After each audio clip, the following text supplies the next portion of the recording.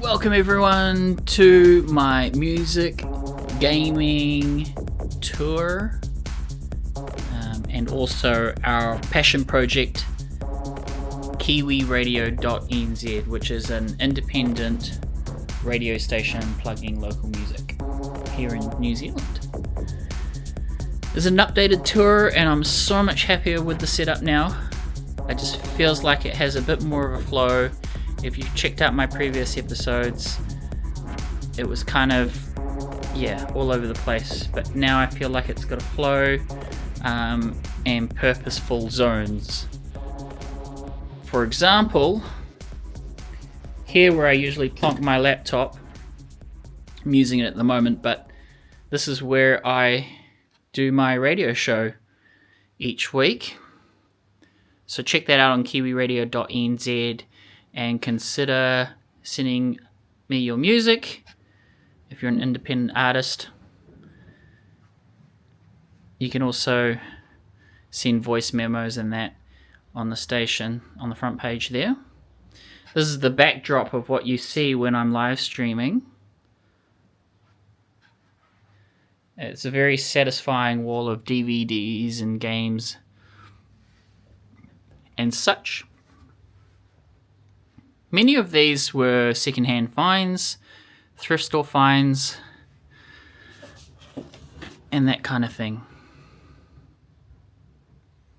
There's the PlayStation collection there.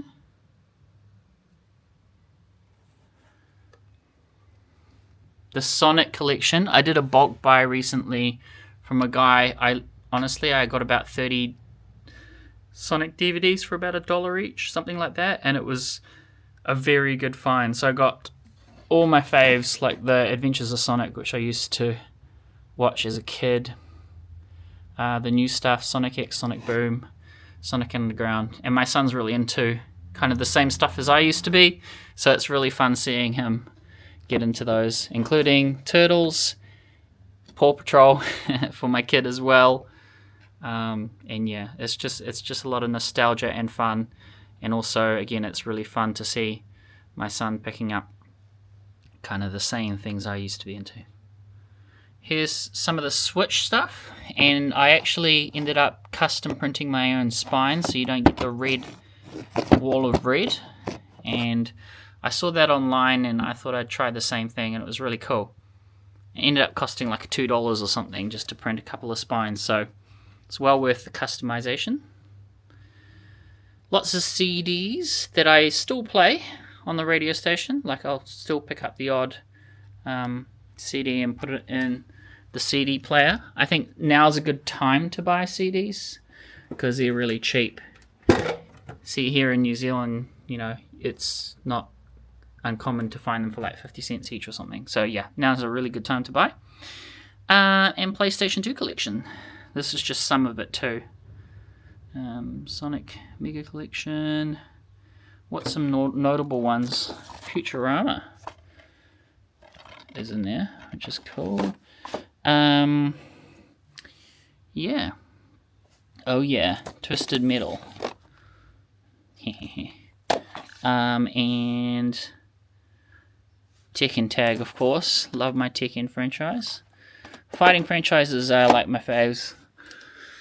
Over here is some lighting. Now this was a really cool find. This is a lighting box that I found for $5. It was kind of broken, so I had to get like a new bulb and cable in that for like, $20 or something like that, and I fixed it up. And it just looks really nice as part of the backdrop. So that's a really cool thrift store find. This one here is the incredible Kempler, which I still use, but I really like the multiple lights. It looks really cool on set, and that's why it's there. But I will. It's easy enough to move around if I need to. Here's some of my camera collection, only some of them. A Game Boy portable carry-all case there.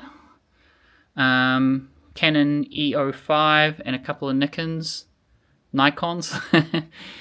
Sorry. And yeah, here's my Sega Master System collection, including some of the stuff that I had as a kid. So Sonic, Sonic 2, Sonic Chaos, Sonic Spinball, these two were like really rare back in the 90s. Okay. This is the mini Sega Mega Drive. Really cool to display there. Strymon delay pedal for those guitarists in the know. Yeah, those are pretty cool boutique pedals. A Monopoly Gamer that I found while thrift hunting. And this is like my machine that I displayed. I actually won the custom blue template, but you know, I purchased the machine itself, but I won the faceplate. So that's kind of a fun thing. And right now, my main machine that I use is this one here, which is cool to have with this thing here to kind of get live beats and stuff. I love how I've set this up now. I got rid of my dual monitors and ended up going with a curved wide. So I've put my other monitors elsewhere and kind of used this because it's got the real estate. It looks really nice. It can go up and down. I've been a fanboy of AOC monitors for a long time because they've got longer warranties and they've just lasted me for yonkies years. Even my dual monitors that I put elsewhere, it's been with me for a long time. So I know for bang for buck, it's like really cool, and it can swivel as well. So when I am over there, I can see what I'm doing. And see this thing here, this microphone arm, this is where I put the current camera I'm using, which is the Osmo Pocket 3. I plonk it in there, and that's what I use for a webcam when I stream. Please check us out at kiwiradio.nz. This is my MIDI keyboard. I think soft synths are getting really good. So it's really fun to be able to assign my own controllable knobs and play with soft synths. I still like hard synths. I've collected over the many years lots of synthesizers. You might be wondering how I got all this. I'm sort of, I guess, middle-aged now. So I used to be signed in my 20s, working at studios and things like that, and I got in early. Picked up a lot of deals secondhand, crowdfunded my own albums, including one that was on Coldplay's website and a video game. I guess the most successful album I have on Spotify would be under a band project called This Flight Tonight, and the album's Friendly Fire. So that did really well at the time. And I would never be able to afford any of this stuff now. I'm actually really broke. Now, 2024 is tough for many. People trying to find work and wages and inflation and all that. So, look, I'm an old cat, and back when the economy was good, this is how I kind of built up my stuff. Again, if I was putting myself in the same position now, I would not be able to afford any of this. So, I've actually stopped my collection build-up altogether because I think I'm satisfied where I am now, especially with the soft synths and where they're at now, technology. If I have cravings to get maybe new sound banks and stuff, I'll just go down that route. But it is nice to have hardware. This is an Allen and Heath secondhand find. I found this for, it's still there, $1.99. So this is really cool. I actually like using the EQs and the preamps, and I like being able to see sometimes I'll layer hard synths so that I've got one synth there, two synths there, and it just has a thicker sound. It's really cool to play around with, and I can use the sends if I want to put it through a pedal or something like that. So it takes a lot more effort to go down the hardware route, but if I have time, it's a lot more fun. This is the rack gear space, patch bay there if you want to patch one thing to another. This Lexicon MX200 is a really cool effects rack. The reason why is you can, basically put two different effects at the same time. This is sort of like AudioBox pre-Sonus. I used to use this a lot back in the day when I was recording bands. Again, I used to record in the studio, and then I was freelancing. And and I would record bands because obviously it's got lots of inputs. I use this one now as my main one, Focusrite Clarinet Pre. It's got less inputs here, but you can expand it, you know, if you want to. This is a 11 rack. I don't think I'd ever get rid of this just because it looks so retro and classic, and there's not many things that are like orange. And yeah, I have used it in records as well, mainly as like leads and stuff. Yamaha TX81Z, famously known for the lately bass patch, which if you're into house music, kind of essential sometimes, but I have used it in some rock records as well as like the main bass line, so that's been fun. Focusrite, I think this is a really cool preamp, really clean.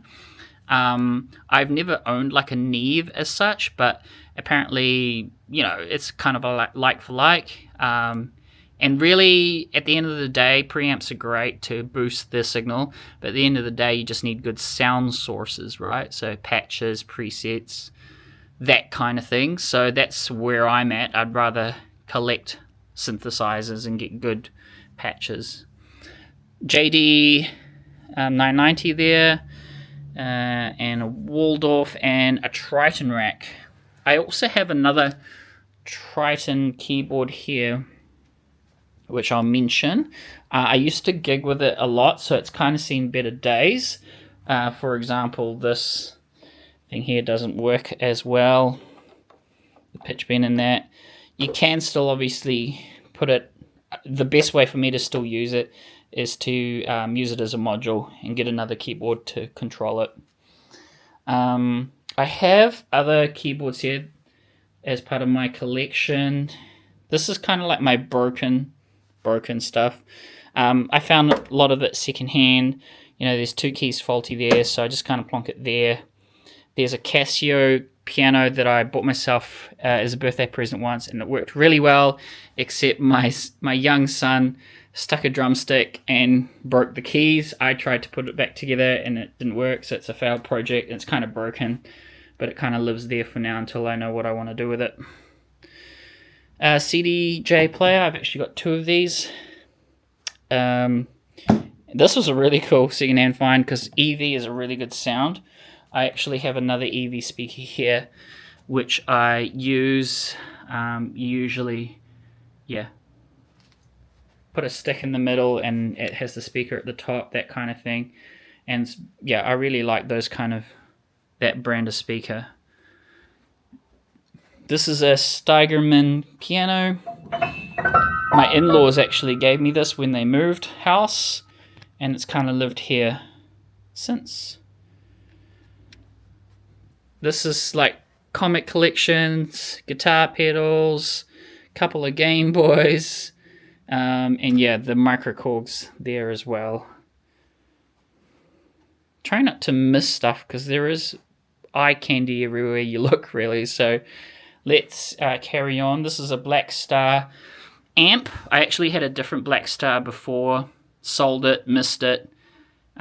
Bought this one again. I never got the pedal that went with it, but you know, the main presets are pretty fun. And if you layer it with my other amp, which is the Supersonic, that's a cool kind of like rocky stuff. And yeah, some of my later albums with this, like Tonight, like Nothing to Declare, you know, we were all recorded at home at the time, using those amps. Okay, let's have a look here. Here's some more keyboards. Roland FA06. There's a lot to deep dive into this, so I'm still kind of exploring it. But that was a cool secondhand find. Same with this. Korg M1. I do have expansion cards for it. And a Roland D50, very retro. I would never sell this. This is great. Yeah, what can I say? It's just kind of really retro. A couple of patches that I like here is the i74 Dark Pad, the i17 Prophet, i36 Sitar, and yeah, it's just super cool. If you like kind of like gaming soundtracks as well, it's a bit of a must-have in my opinion. I know that Roland Boutique released the boutique stuff, and I've got a couple of boutiques myself, like this one here, the JX03, and among others. But I don't know, man, like these old keyboards, they're like a chef's kiss. Here's a ThumpGo Bluetooth speaker. I actually use this either live, but also I use it as a wireless, if I'm doing the radio show, I have an iPad running with what the people hear. It's obviously delayed because, I'm doing it live. And so it's kind of like I'll listen to it to see if I'm still, if it's all working properly and all that kind of stuff. Korg Trinity. I fell in love with this keyboard when I was in a band, and my guitarist at the time had one. And I finally tracked one down. The guy actually ended up messaging me like a month or two later, regretting the sale, offering me double or something ridiculous. And I was like, no, I'm not letting that go. It's just a really cool keyboard, to be honest. One of my favorite keyboards of all time, very inspirational, is a JP8000. I bought this at a really good price, probably, I'd want to say, almost half of what you normally pay for, and they seem to be climbing in value as well as people find it, like trance genres and EDM, all sorts of stuff. But it's just very inspirational. It's not just the Super Saw that's a really good sound. It's just very inspirational. I could make a track easily with just that and have a ball, and I have done. Okay, here's a bit of a toy collection, I guess. So some of my favorite franchises like Sonic, Street Fighter, and Final Fantasy. I'd love to get some action figures of Final Fantasy, but they're just so expensive. So I just went with these miniature figures because, they were at a good price, and it's still very nostalgic to look at them. And my son likes to play with them as well. This is a really cool Godox blue light. I like it because it splashes color on that wall there while I'm live streaming.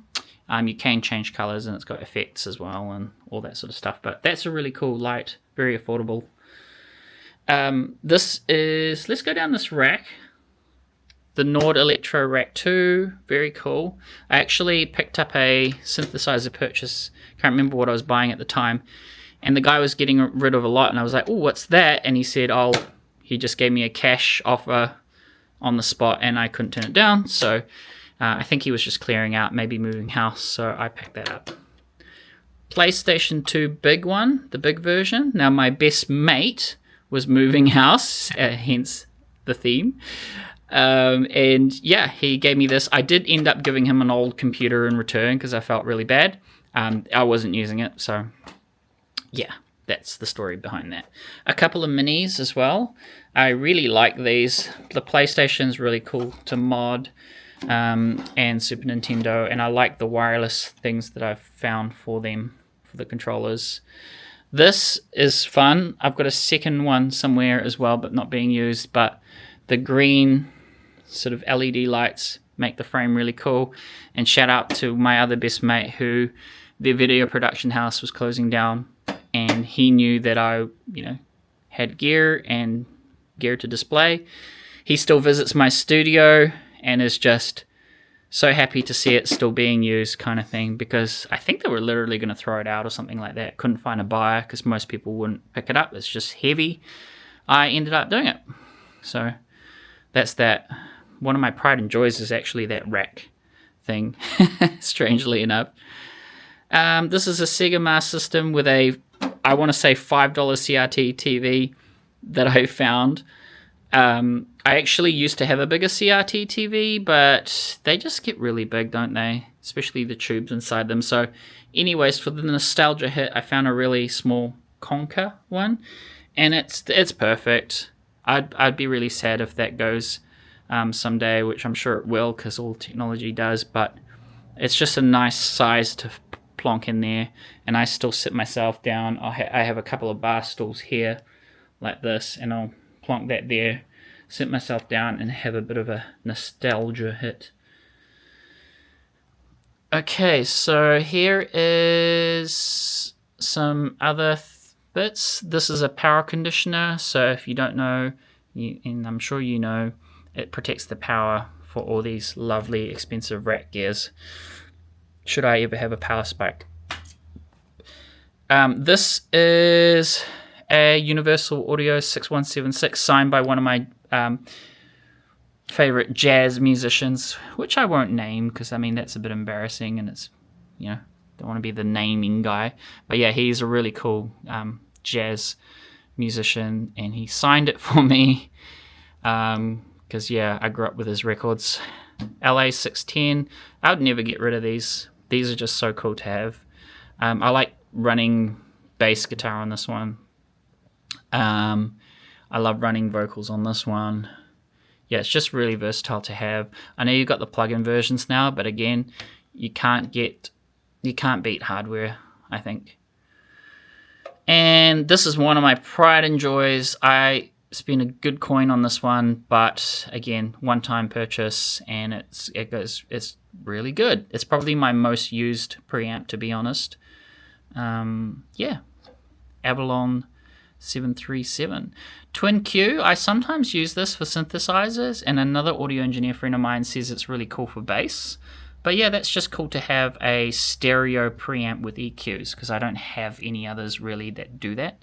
So it's good to have that, and yeah, play around with options, because that's what it's all about when you're making music, is having options. These are really cool, XLR sort of patches. If I want to feed that into the mixer behind me or whatever like that, it's just easy access. I mean, the way I've set it up now I really love, because I can get on the side, fiddle around with cables, which I sometimes need to do. Before, I used to have stuff here, and it wasn't easy to get behind, but I think it's really important that as you sort of evolving, depending on the track you're making on, to kind of switch your options around. So it's good to have access behind these units. This is a Sega Master System, sorry. I do have an EverDrive somewhere as well, so it's really cool to have the entire collection and play it on retro hardware. Couple of console ones by Softtube, which I'll use at the mixing stage sometimes. And this is a Focusrite Session Pack ISA 220 from an audio engineer friend of mine. He's one of the better ones in the game at the time, retiring from his field or went to a different industry, and yeah, sold that at a good price, so I picked it up. And this thing here goes with the Kemper. Is it Kemper or Kempler? Kemper. Alright, over here is some more rack units. Now the thing is, this is cool that it's kind of in this portable unit, because I can and have moved it around, and if I'm recording other people and stuff, especially, I might want to move it to another room or move it closer to a sound source or whatever. And this is the Empirical Labs Mic E, which is my go-to for when I'm doing solo gigs and I want to feed my vocals into it. The reason why is it's got this drive knob, and I think having a bit of distorted drive on vocals just sounds nice. So, reverb's a go-to, but a bit of warm drive is actually really good, in my opinion. Pro VLA 2. This is really fun. This is a very affordable art unit, and I really like running drum machines through it, actually. This is the sub that pairs with these speakers here, and I've got the speakers set up at the moment, not the sub, but I will set it up at some point. But these speakers are just so loud and bassy anyways without it, that when we're watching TV, or my son's watching TV, which is what we mainly use these speakers for, it just has a very good sound to the picture. I mean, these were my go-to as well when I was making lots of records, but I've got another pair now that I use. I prefer ribbon tweeters, so these have ribbon tweeters. Revolve RX A6, and I prefer ribbon tweeters because if I'm listening for long periods, I don't know, just less fatigue. This computer over there is used as sort of a media hub. for the TV.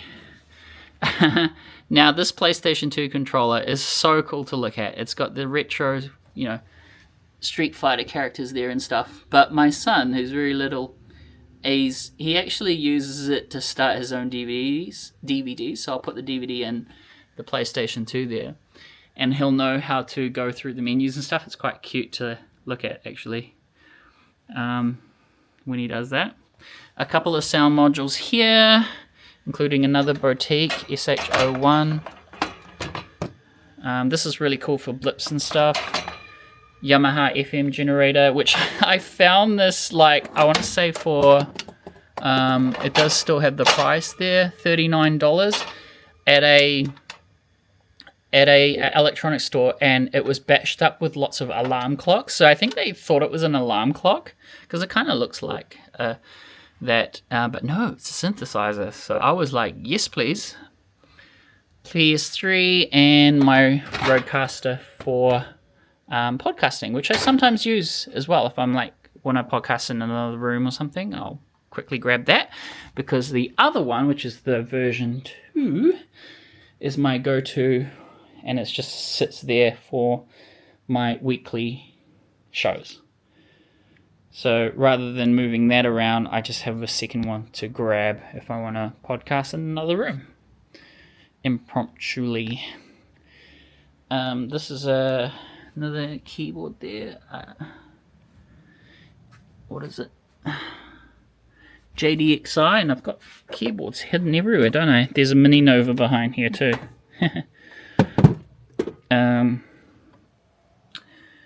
Couple of pedals and stuff. I have microphones, which I won't show you where I keep them.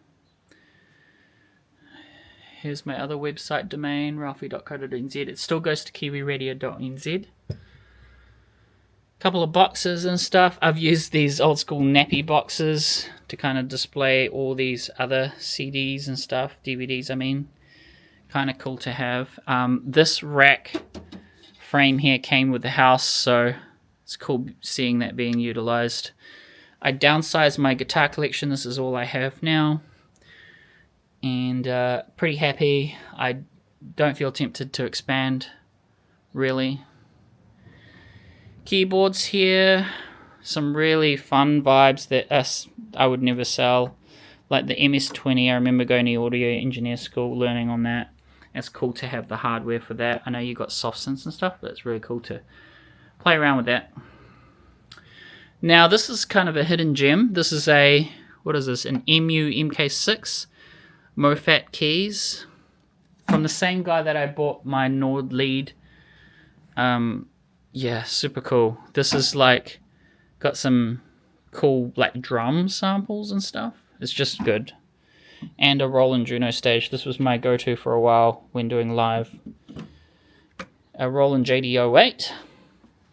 Access Virus TI. There's a spare mix in there. Denon mixer and stuff. And my drum kit. Now, I was doing a recording once and a drummer showed up with this Ludwig. I think it's called a Breakbeats. And it's super cute and small. But that's what I liked about it, because I didn't like, you know, big drums. I wanted portability and smallness factor. And yeah, that's just perfect. And my son loves playing on that. And here's just a couple of things that I've stored. Nord lead. Yamaha PS55, which I picked up for like $30. It was really retro and very dusty. I had to really clean that one up. Yeah, lots to mention really, so it's all there, kind of hidden away, a couple of other synthesizers and modules. I could be here all day showing you, but I hope you've had a good look through for half hour.